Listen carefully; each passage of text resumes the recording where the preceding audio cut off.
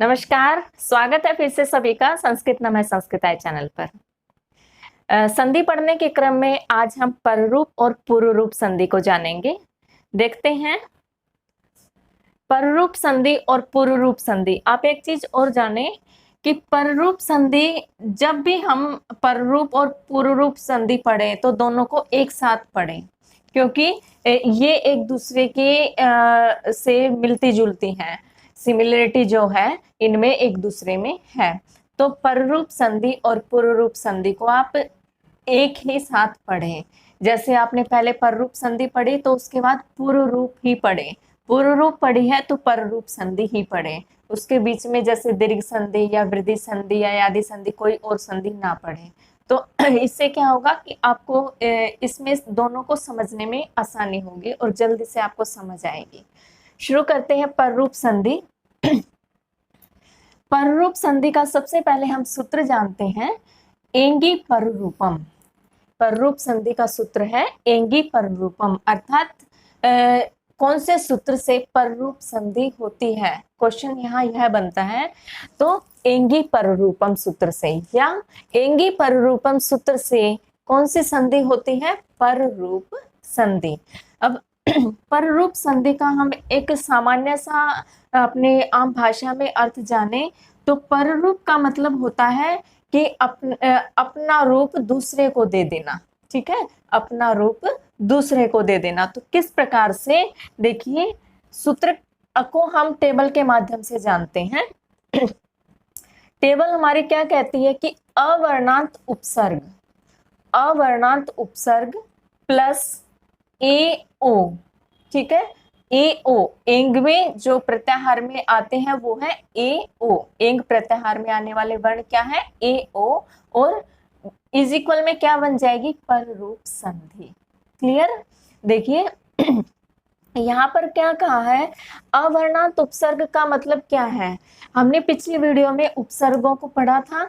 उपसर्गों में हमने कितने उपसर्ग पढ़े थे, 22 उपसर्ग पढ़े थे हमने। आप अपने पिछले वाले उपसर्ग आप अपने पास रखें इस टाइम पे पररूप संधि पढ़ते वक्त, क्योंकि यहाँ पर उपसर्ग विशेष रूप से आपके काम आएंगे। जो आप रिवीजन करेंगे उसमें उपसर्ग आपके विशेष रूप से जरूरी है। उपसर्ग आपके कौन से यहाँ पर पररूप संधि में यूज होंगे, अवर्णांत उपसर्ग, अर्थात अवर्णांत अर्थात अवर्ण जिसके अंत में है वह वाले उपसर्ग। अब 22 उपसर्ग में से आप अवर्णांत उपसर्ग पहले छाटेंगे, वही वाले उपसर्ग आपके पररूप संधि में प्रयोग में आएंगे। तो इसमें कैसे आएंगे, जैसे आप उदाहरण के माध्यम से हम जानते हैं, जैसे प्रेजते, उपोषति और प्रोषति, ये 3 उदाहरण आपके लघु सिद्धांत कौमुदी में दिए हुए हैं। एक चीज और आप नोट करें कि जो उदाहरण मैंने यहाँ पर पररूप और पुरुरूप संधि के दिए हैं वही उदाहरण आपके एग्जाम में पूछे जाएंगे। इनसे बाहर 1% ही चांस है कि पूछे जाएंगे, अदरवाइज नहीं। लेकिन अगर आप रूल, जो भी इनके नियम है पुरुरूप और पररूप संधि के, अगर वो जान जाएंगे तो उदाहरण कोई भी आ जाए तो आप कर पाएंगे। ठीक है, लेकिन ये वाले मोस्ट इंपोर्टेंट हैं, ये तो आपको करने ही है। तो प्रेजते, उपोषति और प्रोषति, ये तीनों आपके उदाहरण हैं पररूप संधि के। इनको हम कैसे सिद्ध करेंगे, यहाँ पर यह क्वेश्चन एक बनता है जो मैंने लिख दिया था कि प्रेजते, उपोषति, प्रोषति इति पदम केन सूत्रेण सिद्ध्यति, अर्थात ये तीनों जो हैं इन पदों में, ये पद कौन से सूत्र से सिद्ध होते हैं, कौन से सूत्र से सिद्ध होते हैं, तो एंगी पररूपम सूत्र से। ये क्वेश्चन यहाँ आ सकता है कि प्रेजते, उपोषति और प्रोषति इति पदम केन सूत्रेण सिद्ध्यति, तो एंगी पररूपम। क्लियर। इस प्रकार से अब हम इनको संधि विच्छेद करते हैं। जैसे हम सबसे पहले प्रेजते को लेते हैं, प्रेजते में क्या होगा, संधि विच्छेद हम करेंगे प्रेजते की, तो इसमें होगा जैसे प्रेजते में प्र जमा एजते, ये इसका संधि विच्छेद होगा। ठीक है, प्र जमा एजते। अब देखिए एंगी पररूपम के माध्यम से हमने इसको विच्छेद किया। कैसे? प्र जो है उपसर्ग है, यहाँ हमने बोला था अवर्णांत उपसर्ग, तो प्र में क्या है? प्र, आप बोल के देखिए, प्र में अ है, अ, तो यह प्र जो है उपसर्ग है और अवर्णांत है। प्र के अंत में क्या है? अ है। क्लियर? प्र में अ है, तो यह अवर्णांत उपसर्ग हुआ। और प्लस में ए है, यहाँ हमने बताया था कि ए, अवर्णांत उपसर्ग के बाद ए आए तो क्या बनेगा? पररूप संधि बनेगी। यहाँ पर प्रे बनाना, प्रे। अब यहाँ यह चीज जाने कि पर रूप संधि कैसे बनेगी।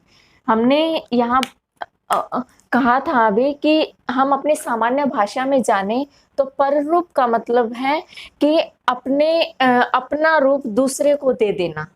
ठीक है, अपना रूप। पर का मतलब है दूसरा, तो अपना रूप दूसरे को यहाँ पर इसने दे दिया। किसने? ए ने। ए किसके पास आ गया? प्र के पास आ गया, अवर्णांत उपसर्ग के पास आ गया ए, तो ए अवर्णांत उपसर्ग के पास आ गया, इस कारण से इसमें क्या हुई? पर रूप संधि हुई।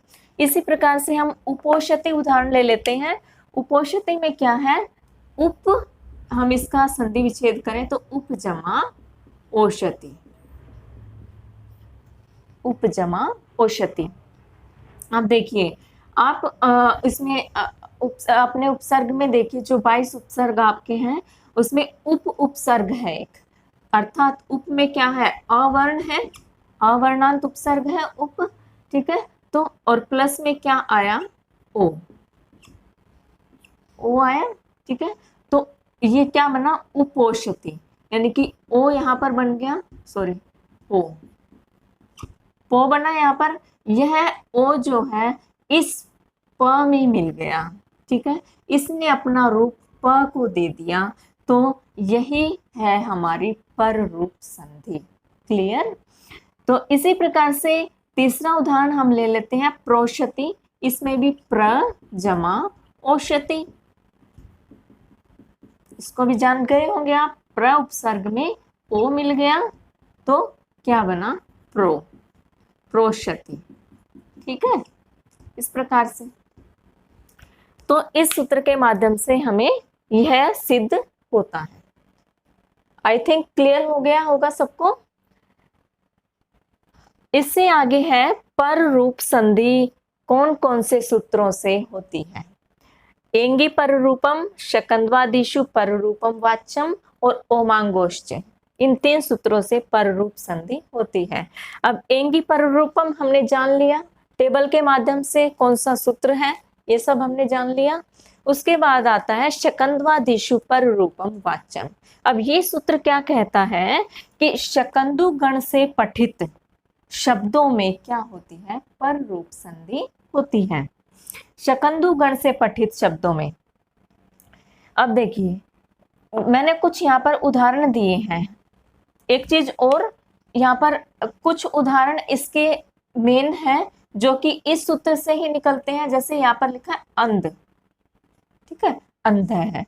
ठीक है, ये 2-3 उदाहरण इसके हैं, अंध है, 2 उदाहरण इसके हैं जो कि आपके लघु सिद्धांत कौमुदी में दिए गए हैं।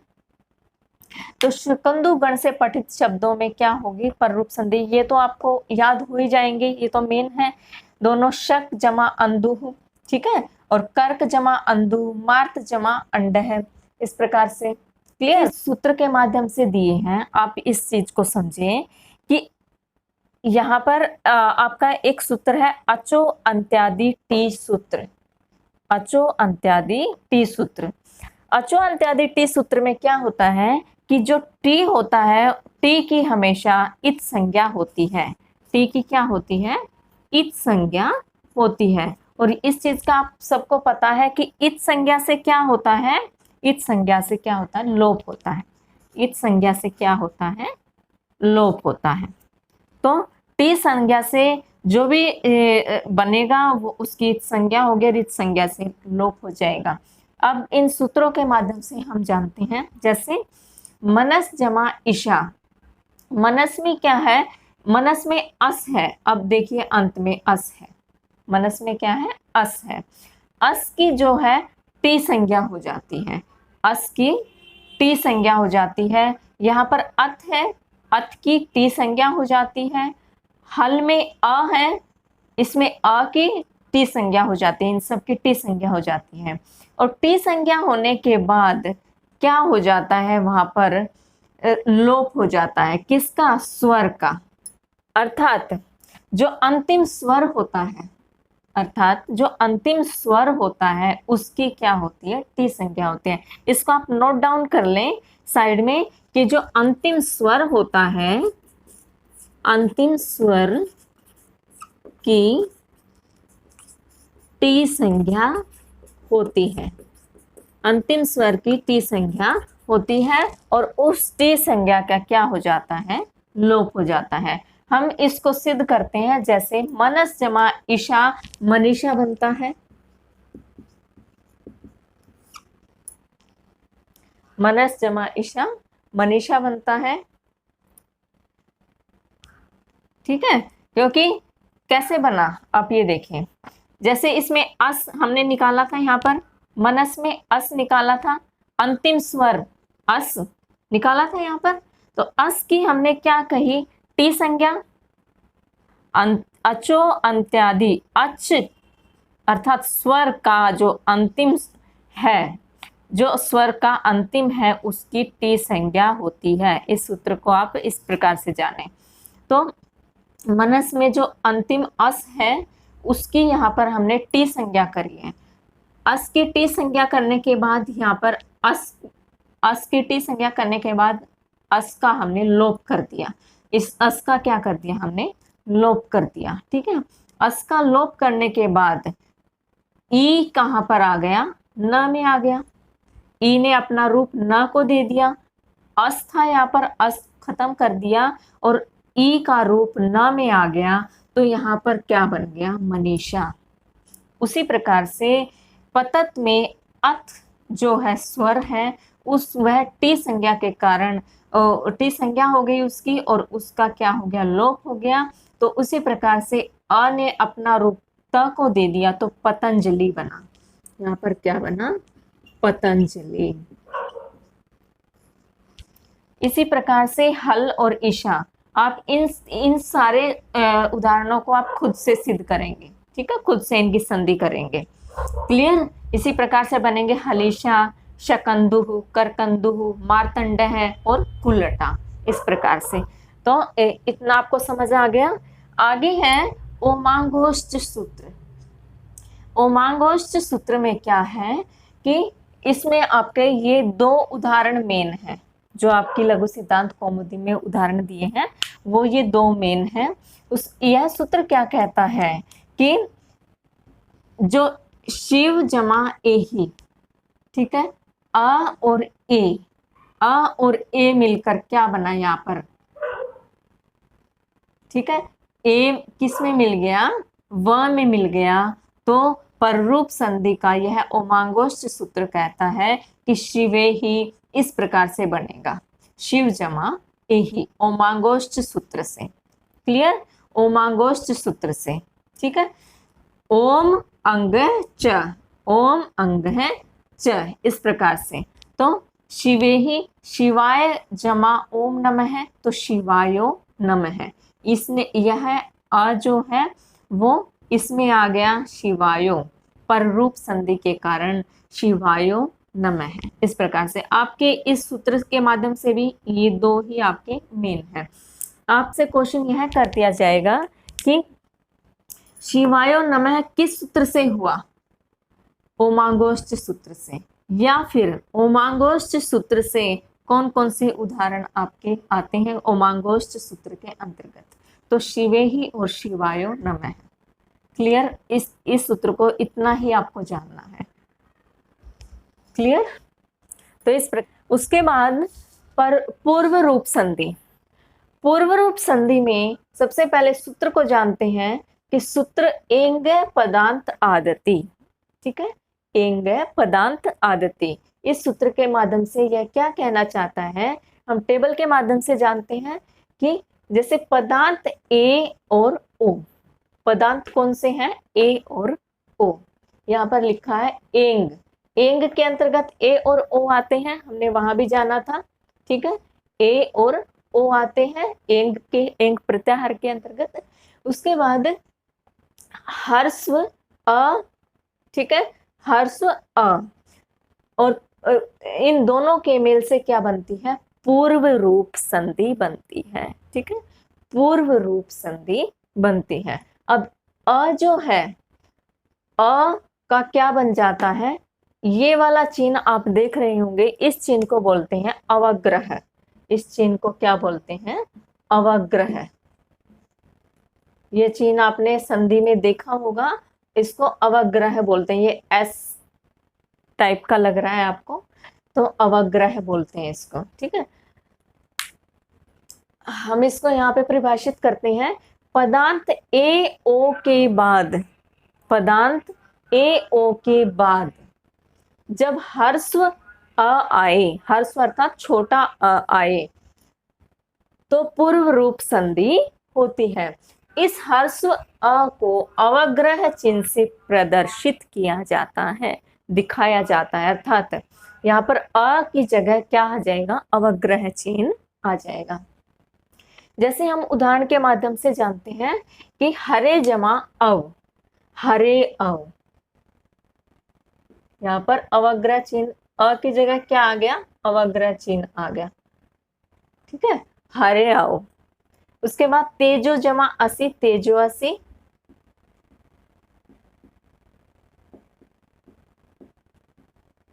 विष्णु जमा अव, विष्णु,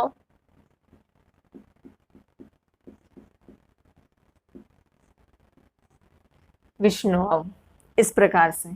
तो पूर्व रूप संधि में क्या होता है कि जो ये अ है, इसका क्या बन जाता है, अवग्रह बन जाता है, अर्थात पूर्व रूप संधि इसी को कहा गया है। पूर्व अर्थात पहले, पूर्व अर्थात पहले, ठीक है।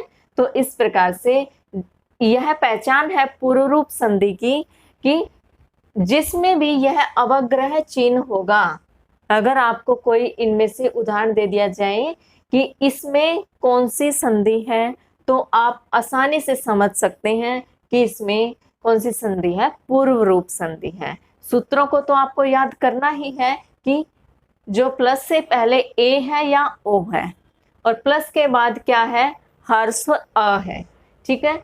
ए या ओ के बाद ह्रस्व अ आना क्या बनता है, पूर्व रूप संधि बनती है। और पूर्व रूप संधि जब हम बनाते हैं तो अ की जगह हम क्या लिख देते हैं, अ अर्थात अवग्रह चिन्ह हम लगा देते हैं, इस प्रकार से। क्लियर। अब पूर्व रूप संधि के अंतर्गत 3 सूत्र आते हैं। सूत्र 1 है सर्वत्र विभाषा गोह, यह सूत्र है सर्वत्र विभाषा गोह। यह सूत्र जो है एक संधि है हमारे, हम आगे उसको पढ़ेंगे, प्रकृति भाव संधि, प्रकृति भाव संधि है।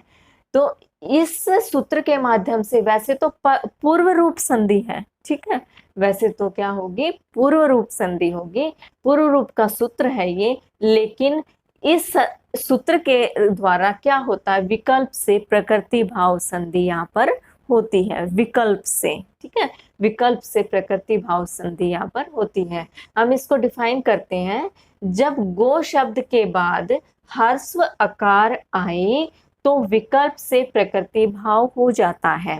अब देखिए यहाँ पर एक ही उदाहरण है आपका, यही अगर पहले भी कहा है मैंने, उदाहरण इन्हीं में से आएंगे, इससे बाहर कोई उदाहरण आपका नहीं आएगा। तो गो जमा अग्रम, इसमें यही कहा है, गो सर्वत्र विभाषा गो, ठीक है। तो प्रकृति भाव से संधि के अनुसार विकल्प से होगा, गो जमा अग्रम, गो अग्रम, ठीक है, इसमें कोई चेंज नहीं हुआ ना। आप एक चीज नोट करें यहाँ पर, जब गो शब्द के बाद ह्रस्व अकार आए, गो शब्द के बाद ह्रस्व अकार आए तो विकल्प से प्रकृति भाव होता है, विकल्प से प्रकृति भाव होता है। प्रकृति भाव के प्रकृति भाव के बारे में आप थोड़ा सा जानेंगे, हम इसको वैसे तो आगे पढ़ेंगे अगली अब हमारी वीडियो में, लेकिन प्रकृति भाव, जैसे प्रकृति का मतलब क्या होता है, नेचर, ठीक है। और जो प्रकृति भाव अर्थात जिसमें नेचुरलिटी छिपी हुई है, जो नेचुरल है, ठीक है, अर्थात जो कि चेंज नहीं हो सकता, ठीक है, सामान्य भाषा में जाने तो जो चेंज नहीं हो सकता। तो गो अग्रम उदाहरण हमने लिया है, तो यहाँ पर देखिए संधि करने के बाद यहाँ पर कोई इसमें चेंज नहीं हुआ, तो गो अग्रम ऐसा कैसा आ गया, ठीक है, सिर्फ हमने धन को हटाया, गो अग्रम ऐसे कैसे आ गया। गो के बाद ह्रस्व अकार आया, तो यहाँ पर कौन से सूत्र के माध्यम से संधि हुई, सर्वत्र विभाषा गोह के माध्यम से। यह क्वेश्चन आ सकता है कि सर्वत्र विभाषा गोह के अंतर्गत कौन सा उदाहरण आता है, गो जमा अग्रम, या गो अग्रम में कौन से सूत्र से संधि हुई है, सर्वत्र विभाषा गोह से, या सर्वत्र विभाषा गोह में कौन सी संधि का विकल्प आता है, प्रकृति भाव संधि का। क्लियर। आगे दूसरा सूत्र है अवंग स्फोटायनश्य, अवंग स्फोटायनश्य, ठीक है।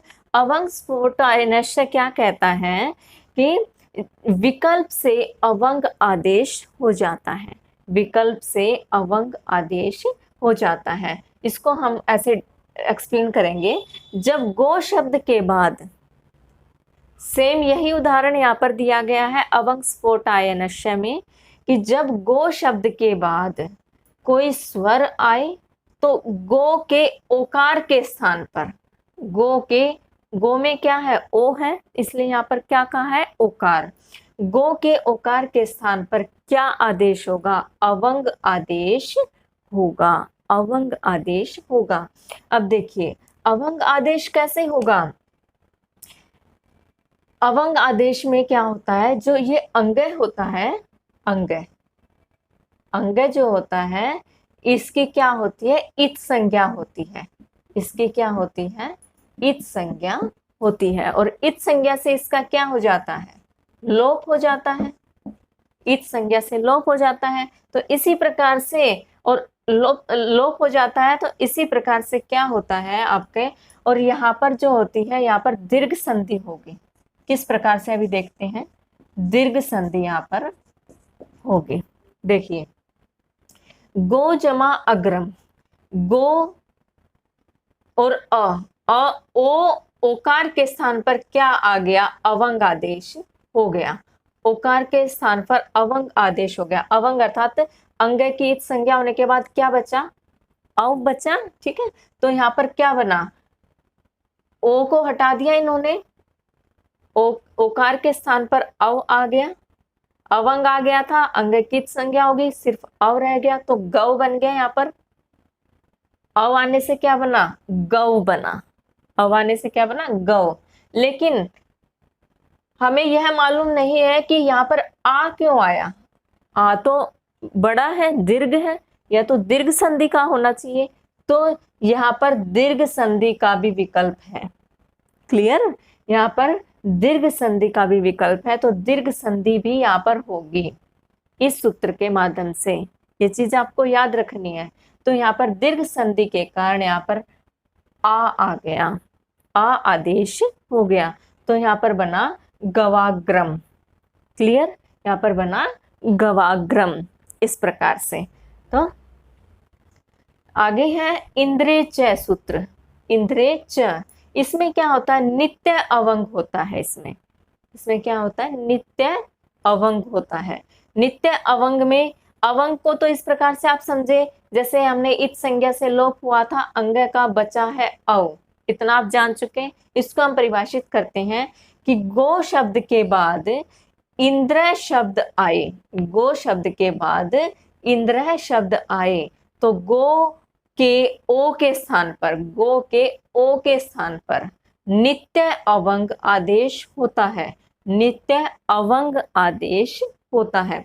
अब अवंग आदेश कैसे होता है, देखिए जैसे यहाँ पर हमने हटा दिया, ओ को हटा दिया, यहाँ पर गौ बन गया, यहाँ पर क्या बना, गौ। ओ को हमने हटा दिया, यहाँ पर क्या बना, सॉरी ग बना, यहाँ पर ग रह गया, ओ को हमने हटा दिया इसको, तो ग बना। किस सूत्र के कारण हटा दिया हमने, इंद्रज सूत्र के कारण। ग में फिर क्या हुआ, गो के स्थान पर अव आदेश होना है ना, यहाँ पर अव आदेश होना है, अंग की संज्ञा से लोप हो गया। अव आदेश में क्या बना, गौ बना। अव आदेश में क्या बना, गौ बना।